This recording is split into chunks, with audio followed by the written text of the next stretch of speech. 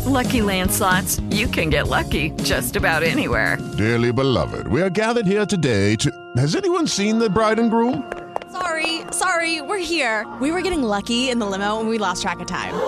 No, Lucky Land Casino, with cash prizes that add up quicker than a guest registry. In that case, I pronounce you lucky. Play for free at LuckyLandSlots.com. Daily bonuses are waiting. No purchase necessary. Void where prohibited by law. 18+. Terms and conditions apply. See website for details.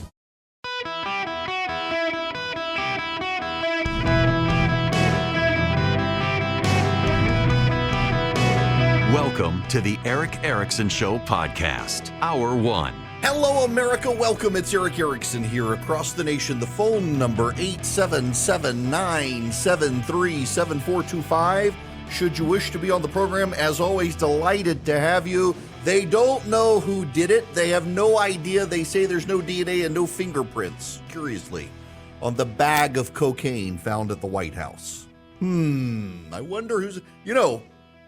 This was the Trump administration.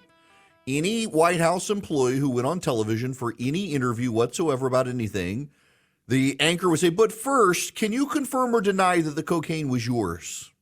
They're not going to do that with the Biden White House. So if you want to speculate that it's Hunter's cocaine, they can't really stop you at this point.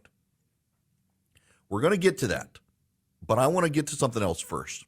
I want to play you some audio. I knew this was going to happen. I knew it. This is John Berman, who I know and like, good dude. He's an anchor on CNN. This is him discussing the economy. So that's what people were saying, and it's what people were feeling, and still are. Polls show that most Americans think the economy is in bad shape. And by the way, they blame President Biden. But lately, the reality has been anything but bad. The economic data just keeps being pretty darn good. Just today, we learned that inflation rose by only 3%, the lowest pace since March of 2021. The latest jobs report showed the economy added some 209,000 new jobs. There have been 13.2 million jobs created since Biden took office. So inflation is slowing, jobs, they're increasing, and the economy is still growing. So why are things so good? And why did everyone get it so wrong? You got that? You got it wrong. Here is Bill Cohen. He's a economic writer, one of those plugged-in Wall Street types for Puck News. He's on MSNBC. People like being unhappy about a lot of things in America right now, and unfortunately. And I think, when, say, Mitch McConnell says his goal is to make sure Barack Obama doesn't have a second term, when he says, I'm not going to allow a Supreme Court justice to be nominated that should have been nominated by Barack Obama. When Donald Trump says, he won the election when he lost the election. I think people are just in a foul mood. So nobody wants to give Joe Biden credit for what is really a remarkable situation with the economy. I told you this was going to happen. We've had a bit of a slow news week this week. Let me just say, we've had a slow, there's not a lot happening this week, and that's good. It's a change of pace. It allows me to stretch my leg on topics. I have not intended, however, was not my intention to start this program every day talking about this particular issue of the economy and the reaction to it by people in the news. So this Bill Cohen one, more than anything, is instructive to me because of how he ends it. Let me pull this up again. Let me get back to the end of it here. Just listen to the way he ends this. This is Bill Cohen from Puck News. He's talking on MSNBC on Morning Joe. Nobody wants to give Joe Biden credit for what is really a remarkable situation with the economy. Nobody wants to give Joe Biden credit. He wants Joe Biden to get credit. You people are ungrateful. Y'all are to blame. Shame on you. That's essentially what's going on here. You do need to understand that is essentially what is going on here is they think you are ungrateful. They think you should be happy with your lot in life right now. There is a war going on right now, and I'm not talking about Ukraine. There's a war going on right now by progressives, mostly via the Biden administration, against the middle class. They claim, the Biden administration claims they're helping the middle class by essentially taking money from the rich and giving it to the poor. They're helping the middle class through expansive government programs. They're helping the middle class. What they're doing is they're suffocating and strangling the middle class. What they are doing is punishing the middle class. Let's just go back to Kamala Harris yesterday. Kamala Harris wants to expand the size of bathrooms on airplanes. That's their big thing. With everything else going on in the world, they want to expand the size of bathrooms on airplanes because some really fat TikTok influencers have done a series of videos complaining that they can't fit in the seats, let alone the bathroom. So we need to do something for the fat kids of TikTok. Y'all, while I'm sympathetic to large people on airplanes who can't move about well or use the bathroom well, there's a whole class of people in wheelchairs who can't get on planes. The Americans with Disabilities Act does very little for any of them. And that, by the way, is their being in a wheelchair is not anything they can control, unlike these TikTok influencers controlling their weight. To expand the bathroom size is to restrict the number of seats on a plane, which is to raise the per seat cost, which is to raise the costs to the middle class to travel anywhere on vacation. Right now, though ticket prices are higher than they've been, they're still far cheaper than they were in the 1970s, when only rich people and businessmen could travel. To expand the bathroom is to increase the costs to the middle class, and supposedly in the name of helping the middle class, but it's not just that. You go to the grocery store, you want to eat, they have told you for years, shop the perimeter of the grocery store, shop the fruit and vegetables, shop the meat, shop the dairy, and leave. Don't go in the middle of the store. And yet now the government is trying to incentivize you to eat plant-based meats that have synthetic hemoglobin, lab-grown chicken, and a host of other things that are far less good for your body, but supposedly good for the planet, even though there's massive energy costs in producing them. And notice the government doesn't want almond milk to be called almond milk because it's not milk from an animal, but you can do a plant-based meat and call it meat, though it's not meat. The actual, real, authentic plant-based meat is called a cow. It eats grass and converts it into healthy meat for you and me to eat. If you want your kid to get a good education that actually does the ABCs instead of the LGBTQs, you got to pay for private school or homeschool. In public school now that you're already paying for, they do indoctrination of the gender unicorn instead of teaching you the basics. 1 + 1 no longer equals 2. That's white supremacy. It can be whatever the hell you want it to be as long as it's not the actual answer, because the actual answer is proof of white supremacy. Just like the founding fathers, just like basic grammar, just like the history of the United States, just like anything that's an impediment to them indoctrinating your kid. You want your kid to learn, you got to take them out of school and homeschool them or private school them, because the public schools, and frankly a lot of private schools, are more involved with woke indoctrination than they are actually educating your kids. The bureaucrats in Washington lament the United States kids falling behind, and then they shut the schools down. And when they came back, they put gay porn in the elementary school libraries, and you're a bigot if you want to take it out. Your power grid doesn't work in most parts of the country. There are blackouts and brownouts.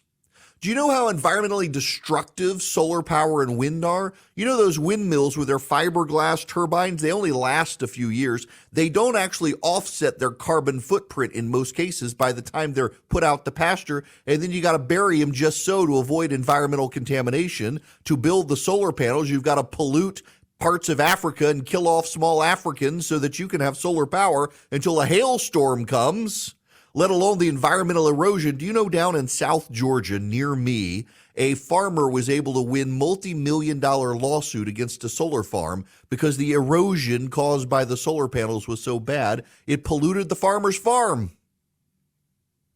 But yet those are the eco-friendly options.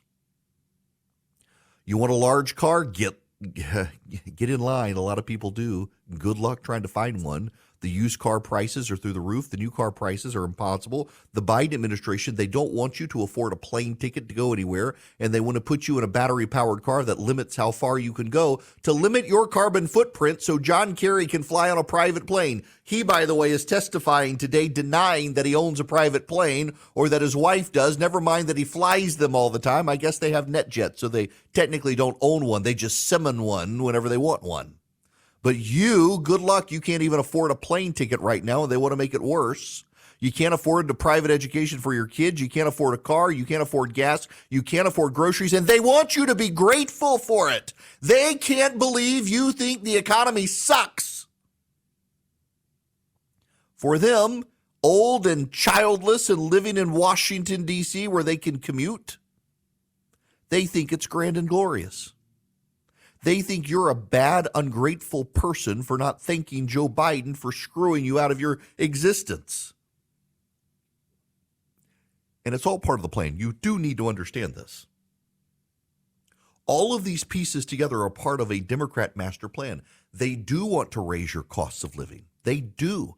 They've been very open in the past about making it more expensive for you to live, to force you to subsidize government programs for energy, for your heat pump in your house, for your refrigerator, for your dishwasher that takes 5 hours to wash the dishes, for your battery-powered car, for your kids' education, for your livelihood. They want you dependent on the government, and you are supposed to be grateful for them wanting you to be dependent on them.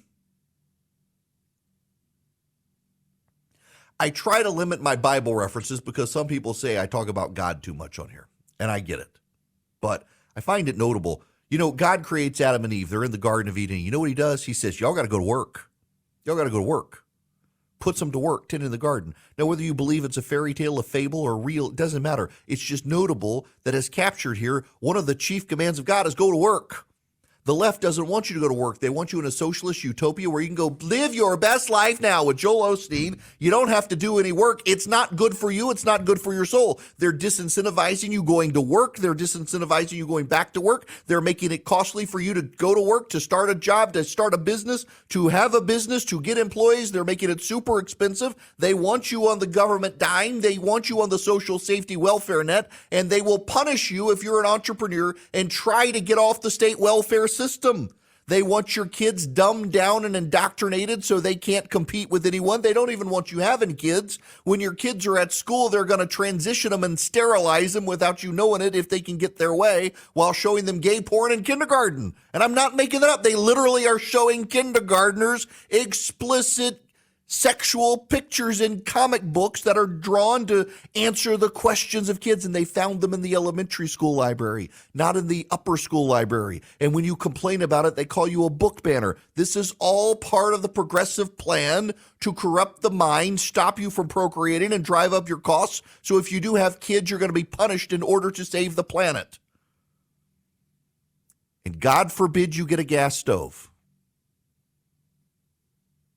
And the media, they're either in on it or they're naive. Maybe instead of telling you that by the numbers, the economy's doing so well, why aren't people thanking Joe Biden? Maybe they should ask why you're not thanking Joe Biden. Because you're not feeling it. It still costs more to fill up your car than when Donald Trump was there. It still costs more to get milk for your kids from the grocery store, let alone buy beef or chicken. You still can't get baby formula at the grocery store. We've forgotten about the baby formula. There's still shortages of baby formula in the country. And the talking heads on television just don't get it because they don't live in your world. They live in New York City. They are chauffeured to their office in the morning where someone puts on their makeup before they go on television. They live in Washington, D.C., where they have their chauffeurs whisk them around, or they can take their Uber while turning their nose up at Uber and condemning it. They still use the service. They live in a cloistered bubble. When you live in Washington, D.C., the wealthiest part of the country where employment is the lowest and everyone has a high-tech, well-paying job, of course it's easy to look at the rest of us and say, why aren't they grateful for what Joe Biden's done?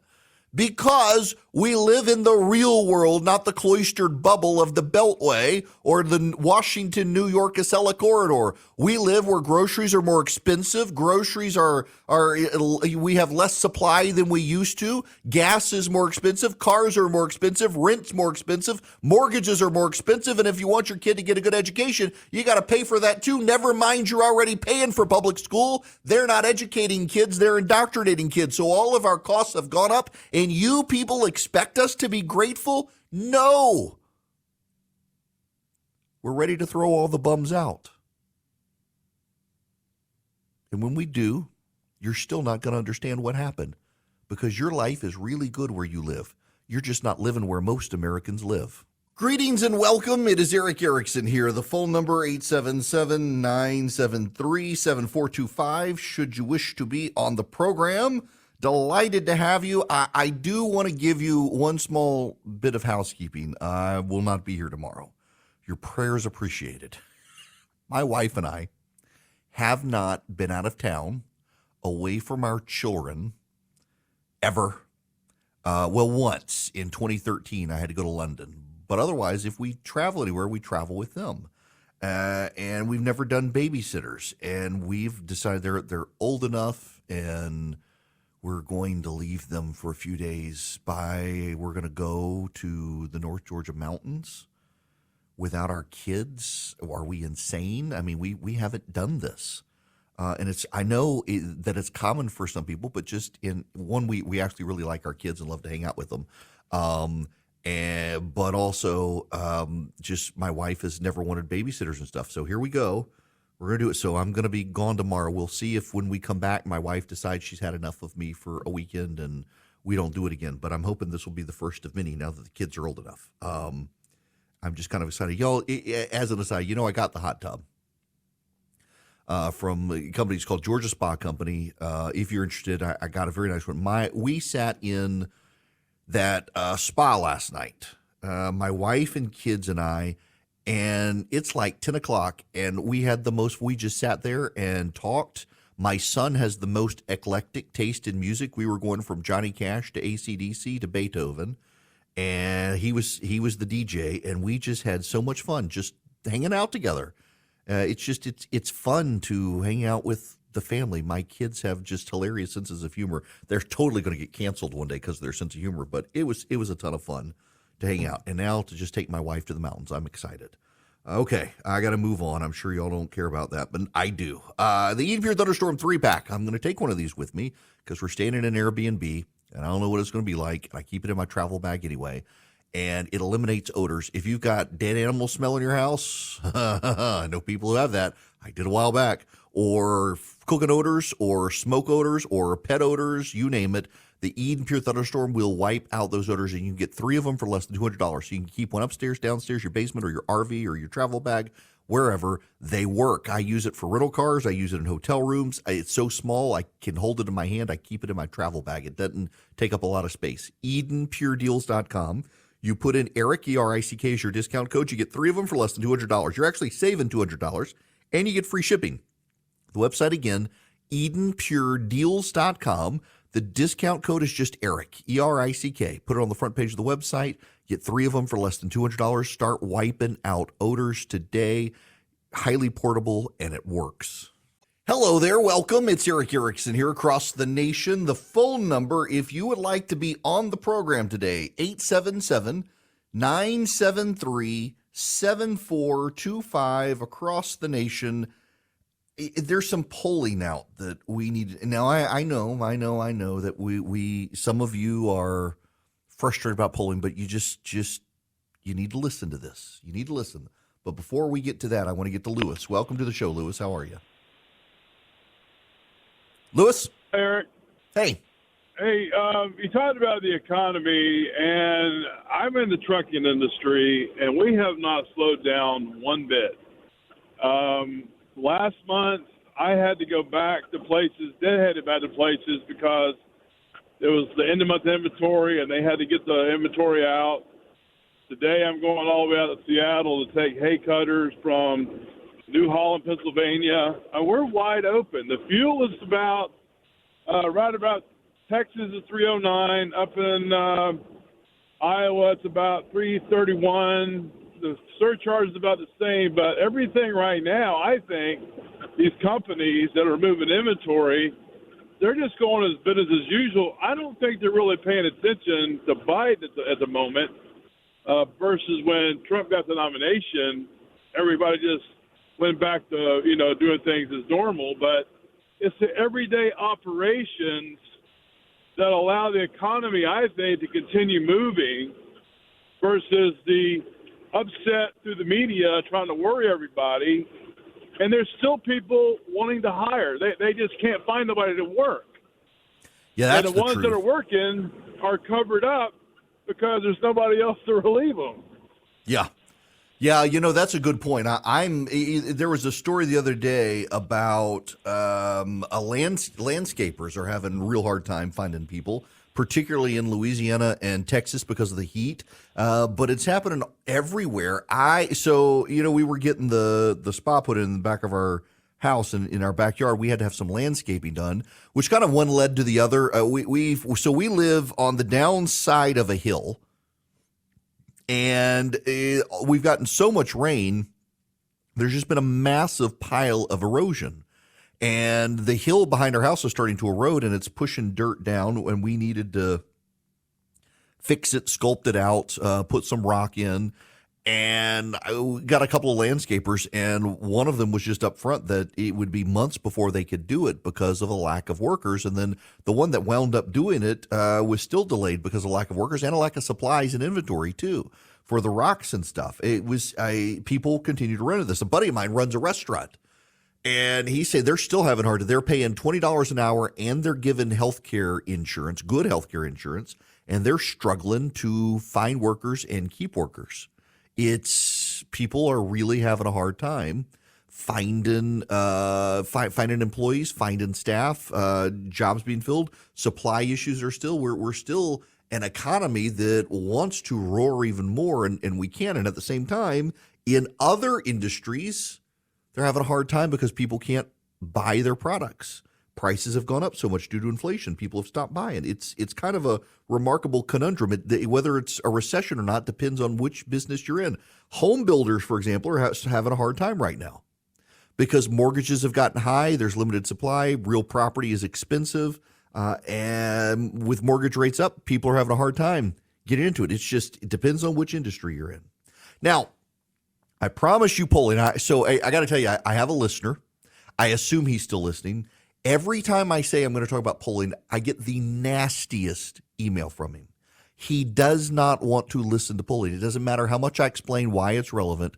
This one, let me explain to you what this is, though, so you don't get snippy, and he'll still send me a nasty email because I mentioned polling. I have talked to you a number of times about Rui Teixeira. He is a progressive. He wrote essentially a book. It was a seminal book on the left. They took it as just by faith that there was a wave of blue voters coming and that the future of this country was going to be a coalition of non-white blue-collar voters voting Democrat. And it has been turned on his head. And he has wanted to research why that's turned on his head. And he writes a lot. He appears on television. He advances a cautionary tale for Democrats, and they continue to not realize just how bad things are for him. Now, Rui Teixeira's premise is that blue-collar voters economically are more aligned with a big government Democratic agenda, but culturally, and they're voting culturally, they're more aligned with the GOP. And part of the problem is that the most moderate voters of the Democratic Party are black and Hispanic voters. It's white progressives who lead the party, and white progressives are ruining the party. Let me read you some of the data from Rui Teixeira. He did a survey of 3,000 voters, and they presented people different issues, and they gave them 3 different tracks: the progressive view, the moderate view, and the conservative view. So let's do immigration first. The progressive view, he gave it to them. People around the world have the right to claim asylum, and America should welcome more immigrants into the country. The moderate view. America needs to secure its borders and create more legal and managed immigration paths to bring in skilled professionals and workers to help our economy grow. The conservative view, or the restrictionist view on immigration: America needs to close its borders to outsiders and reduce all levels of immigration. So here's what he found. 24% of voters favor the progressive view of open borders, let anybody in. The most popular opinion was the second one: close the border and prioritize skilled immigration. 59% supported it. The third view of close the borders and no immigration got 17%. But as he notes, among moderate voters, the second position had 66%, and 18% favored the permissive first position. 16% favored the draconian position. Among swingy independent voters, 62% favored the second position. 19% chose the first and the third position. In other words, the close the borders, don't let anyone in position is not popular. The open the borders, let everyone in position is not popular. The close the borders, let in skilled workers is highly popular with moderates and with independents. Then there's the climate statement. We need a rapid green transition to end the use of fossil fuels and replace them with fully renewable energy sources. There's your progressive position. The moderate position: we need an all-of-the-above strategy that provides abundant and cheap energy from multiple sources, including oil and gas, to renewables, to advanced nuclear power. And then the third position: we need to stop the push to replace domestic oil and gas production with unproven green energy products that raise costs and undercut jobs. Only 29% of voters liked the rapid green transition and getting rid of fossil fuels. The most popular position is the second all-of-the-above approach that emphasizes energy abundance and the use of fossil fuels and renewables and nuclear, favored by 46% of voters. 25% flat out support producing fossil fuels and opposing green energy products. Moderates are even more heavily skewed. 58% like the all-of-the-above approach. 19% are in favor of fossil fuel production only. 54% of independents want all of the above. Democrats, again, seem out of touch with the median American voter for pushing a green revolution and the elimination of fossil fuels. Now, here's the most interesting one. Here are the three choices offered to voters. Here is the progressive position. States should protect all transgender youth by providing access to puberty blockers and transition surgeries if desired, and allowing them to participate fully in all activities and sports as the gender of their choice. Here's the moderate position. States should protect the rights of transgender adults to live as they want, but implement stronger regulations on puberty blockers, transition surgeries, and sports participation for transgender minors. Here's the conservative position. States should ban all gender transition treatments for minors and stop discussion of gender ideology in all public schools. You got that? The progressive position is gender transition for everyone and let's educate everybody. The moderate position is let transgender adults live as they want, but moderate and regulate transitioning for minors. And the third position is absolutely no gender transition treatments and no discussion. Let me just read you what Rui Teixeira, the Democrat liberal, writes.